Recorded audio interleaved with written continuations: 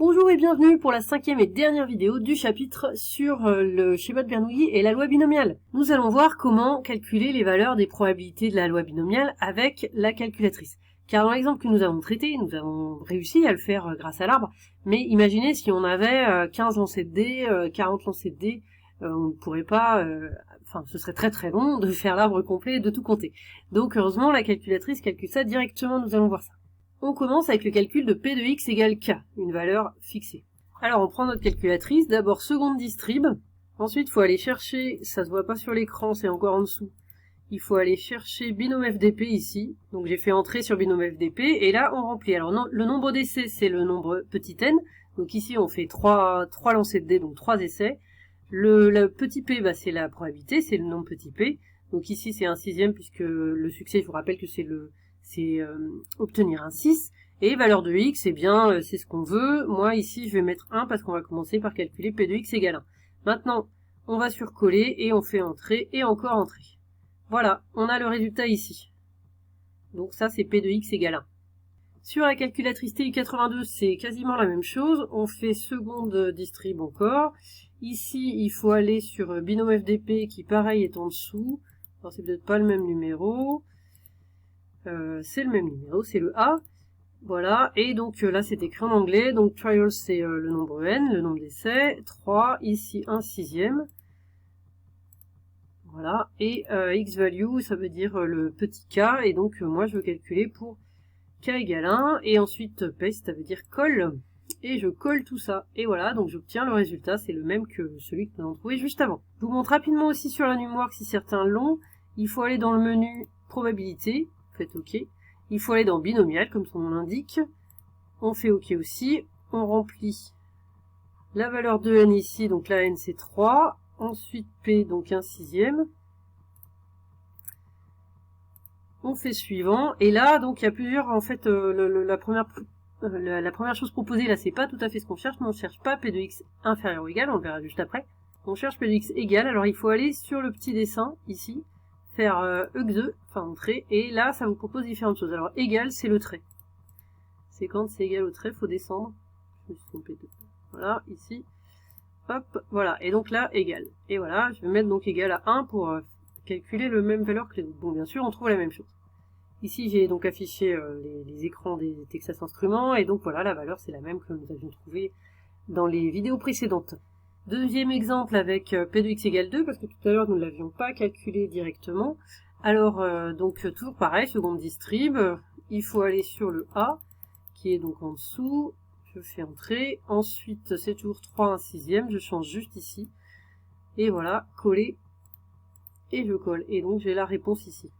Pour la calculatrice TI82, même chose, seconde distrib, on descend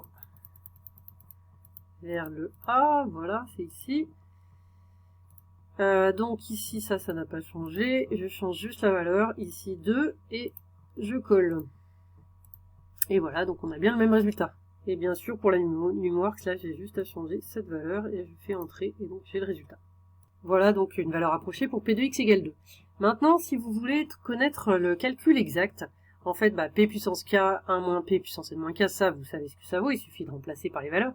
Et pour le k parmi n, je vais vous montrer sur la calculatrice comment est-ce qu'on l'obtient. Alors sur la TI83, le plus rapide c'est de faire seconde et la fraction ici, parce que on a accès directement à certaines fonctions, et notamment ceci qui est justement le calcul du k parmi n, le c avec deux petits carrés à côté. Voilà. Dans le premier carré, on met n, donc on met 3, et si on veut, donc par exemple si là je prends k égale 1, et bien je mets 1 ici, voilà, et on fait entrer. Une autre façon d'obtenir, c'est d'aller dans math et dans probe, ici, là. Voilà, et là, il y a combinaison. Et c'est ça. Combinaison, c'est la même chose. Sur la TI82, pour faire le calcul de k parmi n, c'est-à-dire du nombre de chemins pour obtenir k succès, alors c'est dans math, c'est dans PRB, probe, et c'est combinaison, comme tout à l'heure. Alors il faut mettre n, donc ici c'est 3 avant le combinaison, et le k après. Donc ça fait 3 combinaisons 1, on voit pas bien tout à l'écran, et on fait entrer, ça fait le calcul. Voilà. Sur la numworks, alors je retourne dans le menu calcul, et j'appuie sur la touche avec la petite boîte à outils ici, je descends, il faut aller dans probabilité, je fais OK, et là dans dénombrement. Et donc, vous voyez, c'est écrit cas par n, donc on choisit ça. Et donc là-bas, on écrit comme on écrit à la main. Donc par exemple, 1 parmi 3, voilà. Donc la calculatrice, elle calcule P de x égale à K, elle calcule aussi P de x inférieur ou égal à K, une valeur approchée. Donc on va voir comment. C'est à nouveau dans seconde distrib, il faut descendre en dessous de tout à l'heure, c'est le B, binôme FREP. Donc ici, n vaut toujours 3, P 1 sixième, et dans l'exemple, je choisis de calculer P de x inférieur ou égal à 1, donc ici j'écris 1. Le petit K vaut 1, et je fais donc coller, voilà, et j'obtiens le résultat. Sur la TI 82, c'est la même chose, seconde distrib, on descend jusqu'au B. Voilà, binôme FREP, c'est le même nom, pareil, il faut mettre 3, 1 sixième. Et donc ici, je calcule P de x inférieur ou égal à 1, voilà, et donc je colle, et j'ai le résultat. Sur la numorque, je vais dans le menu probabilité. Donc là, j'avais déjà rentré binomial, n égale 3 et p égale 1 sixième. Il faut que je change, ici, c'est pas égal que je veux, donc je clique sur exe. Donc sur cette touche, ici, moi, je veux inférieur ou égal, donc c'est celle-là, je fais entrer. Et voilà, donc c'est inférieur ou égal, et je veux 1. Et voilà, donc j'ai le même résultat.